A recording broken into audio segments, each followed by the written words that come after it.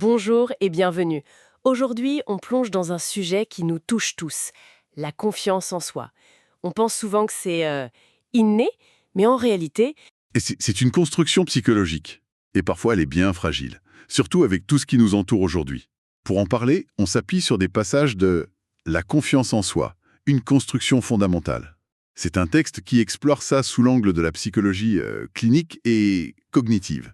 notre objectif, essayer de comprendre ce que c'est vraiment, la confiance, d'où elle vient, ce qui peut la fragiliser, et surtout comment on peut la renforcer ou la retrouver. On va explorer ensemble les idées clés. Alors pour commencer, il y a une distinction importante que le texte souligne. Confiance en soi et estime de soi. On a tendance à tout mélanger, non? Ah oui, complètement. C'est une confusion très, très fréquente. Et le texte le dit bien. L'estime, c'est lié à notre valeur globale, à notre être, si on veut. Hmm. La confiance, elle est vraiment connectée à l'agir. C'est cette petite voix qui nous dit « Ok, j'ai ce qu'il faut pour faire face à ça, pour agir ». C'est ce qu'un psychologue comme Albert Bandura appelle le sentiment d'efficacité personnelle. Et ça dépend aussi de notre capacité à rebondir après un coup dur, la résilience, quoi. D'accord, donc si je comprends bien, on pourrait avoir une bonne estime de soi, se sentir valable, mais manquer de confiance pour une tâche précise. Et l'inverse aussi. Exactement, c'est tout à fait ça. Et cette capacité d'action, eh bien, elle prend racine très tôt, dans l'enfance. Les recherches sur l'attachement, par exemple celle de Bowlby, montrent bien l'impact de l'environnement. Un amour inconditionnel, le droit à l'erreur sans être jugé, ça aide à croire qu'on peut essayer. Oui, À l'inverse, si on est tout le temps critiqué, forcément le doute s'installe. Et puis il y a l'adolescence. Erikson en parle comme d'une période charnière.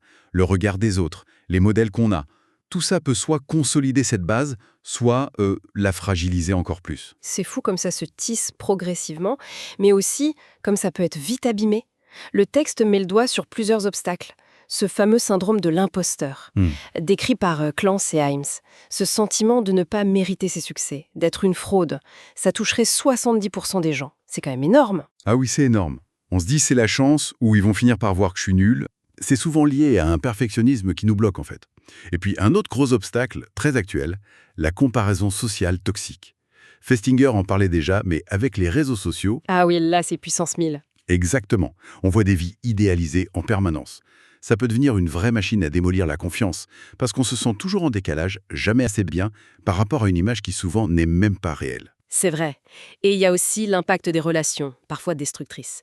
Le texte mentionne les critiques constantes, la manipulation, et même ce que Beverly Angel nomme le shaming emotional abuse. Cet abus émotionnel qui utilise la honte pour contrôler, qui attaque l'identité même. Ça doit laisser des cicatrices terribles. Des cicatrices très profondes, oui, mais, et c'est le côté encourageant, le texte insiste beaucoup sur le fait qu'on peut reconstruire. Il y a des pistes. L'une d'elles, c'est l'autocompassion. Des chercheuses comme Christine Neff ou même Brené Brown en parlent beaucoup. L'autocompassion. Oui, c'est apprendre à se parler à soi-même avec la même gentillesse, la même bienveillance qu'on aurait pour un ami qui souffre. Et ça marche, c'est prouvé. Ça réduit le stress, ça augmente le sentiment de sécurité intérieure. Se traiter avec douceur, finalement. Ça semble simple, mais j'imagine que ce n'est pas si facile à faire. Et les TCC, les thérapies cognitivo-comportementales, comment ça aide concrètement? Alors, les TCC, elles visent à nous aider à, en quelque sorte, reprogrammer notre façon de penser. Elles aident à repérer ces pensées automatiques négatives qui nous plombent, le classique « je suis nul Oui, le disque rayé. Voilà. Et à les remplacer par des pensées plus justes, plus constructives. Par exemple, au lieu de « je suis nul », pensez « ok, j'ai raté cette fois, qu'est-ce que je peux apprendre pour la prochaine fois ?» Ok. Il y a des outils pour ça, comme les colonnes de Beck. On note la situation, la pensée qui vient, et on cherche activement une réponse plus équilibrée. C'est comme un entraînement pour le cerveau. Et Bandura, dont on parlait, il évoque aussi la maîtrise progressive. C'est l'idée de commencer par de petits défis, des choses qu'on sait pouvoir réussir, pour accumuler des petites victoires et reconstruire la confiance étape par étape. ». Ça fait penser à certains leviers pratiques mentionnés, comme tenir un journal de preuves, noter ses petites réussites quotidiennes. Exactement. C'est une application directe. Noter chaque jour 3 choses qu'on a bien faites, même petites.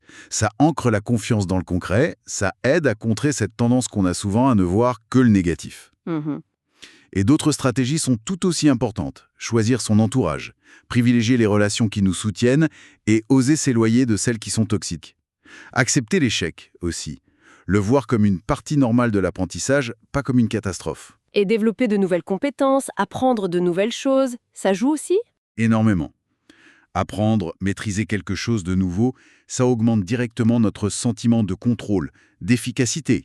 Et puis, bien sûr, limiter consciemment la comparaison sur les réseaux.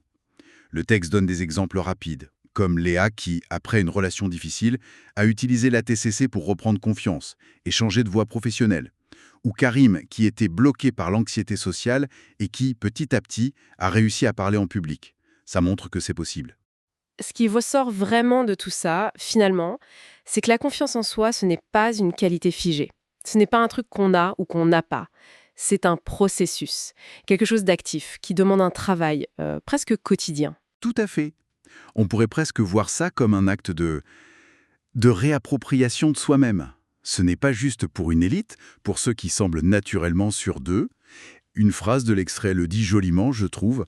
Elle appartient peut-être surtout à ceux qui tremblent, mais avancent, à ceux qui tombent, mais se relèvent.